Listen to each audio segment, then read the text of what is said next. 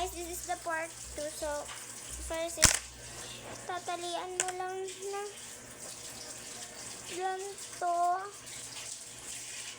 yung buhok mo like that. Ganyan. Para, again, kuha ka ng isang tali. Pantay mo dito sa isa.